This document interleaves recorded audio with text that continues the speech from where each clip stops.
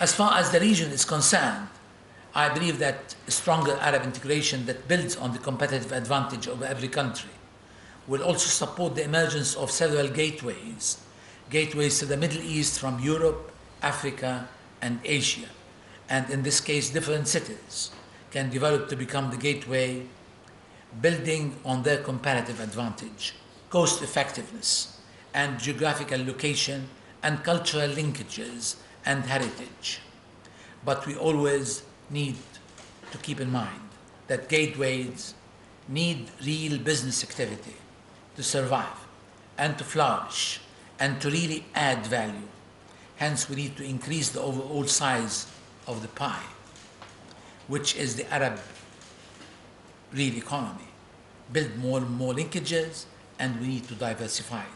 Then more than one gateway will only not be feasible, but it would be preferable and desirable.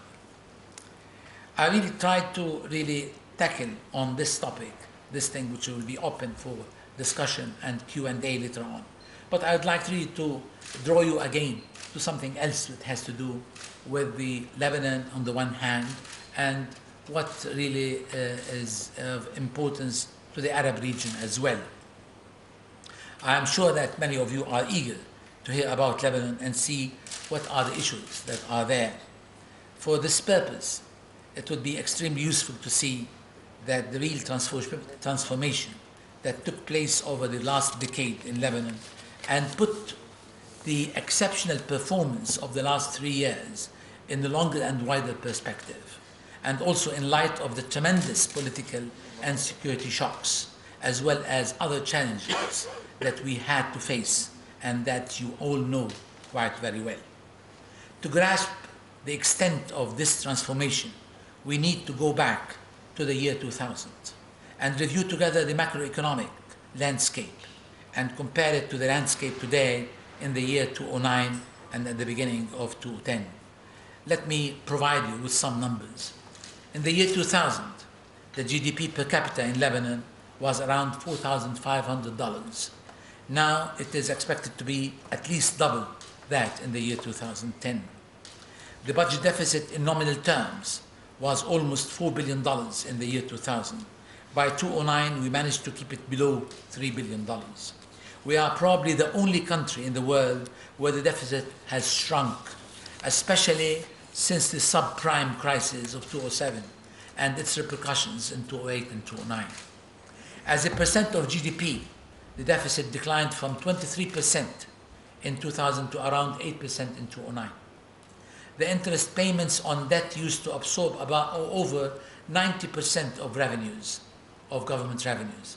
In 2009, they absorbed half of that, or about 45% of revenues. The primary balance was in deficit that was equivalent to over 6% of GDP. By 2009, we have achieved a surplus of over 3% of GDP. The debt to GDP ratio has been reduced from its peak of 180% in 2006 to around 147 by end 2009, i.e. less than what it used to be in the year 2000 of 151.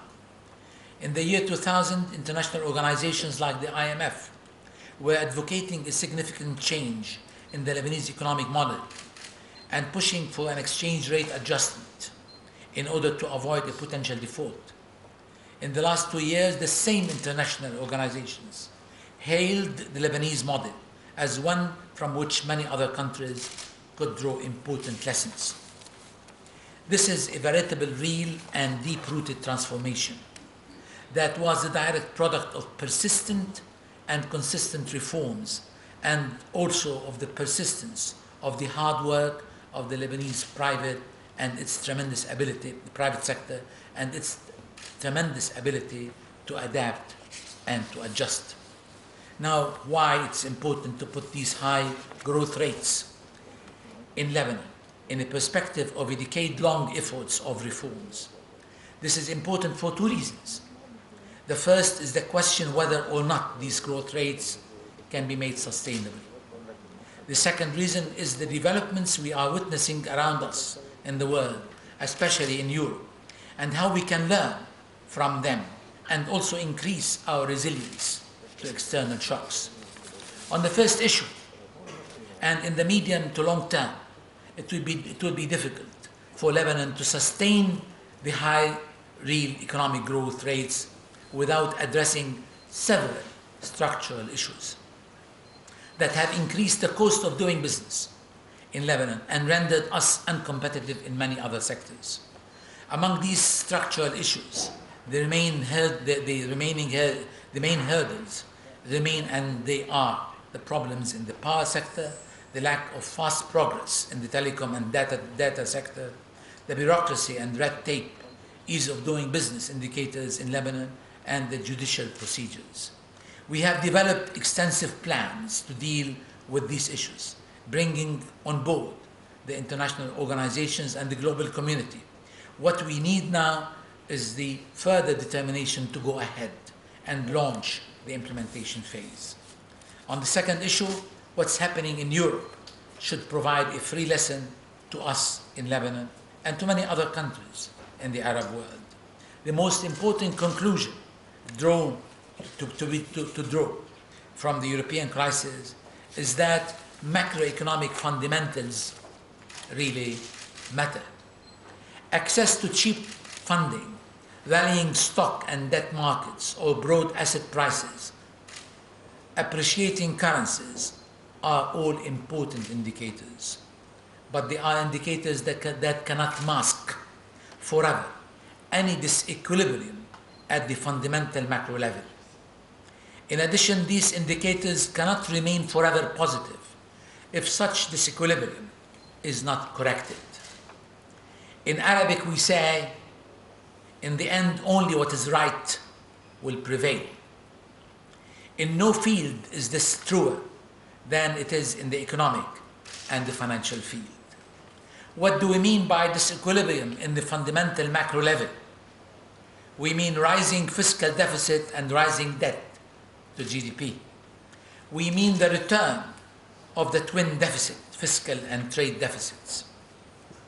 We mean shying away from essential structural reforms, such as reforming the labor market, reforming the social security, reforming the business environment laws as well as conditions.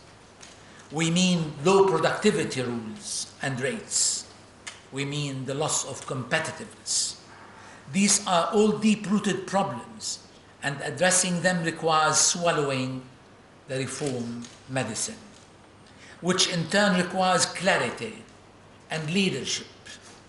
For leadership is about explaining to the people what has to be done now and what it is its cost to them. It means reforming when you can and not when you have to. Reforming under pressure will end up inflicting a much higher damage and a much higher cost.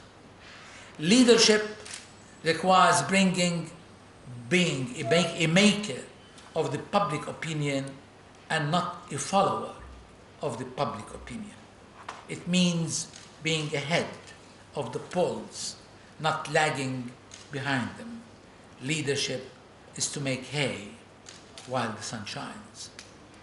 My experience is that the people will ultimately understand, that the people will support you when they know that you are upfront, clear, sincere, and firm. My experience shows that when you respect their brains and respect their intelligence, they will respond positively, even to a grim message, because fundamentally, most of them would know right from wrong.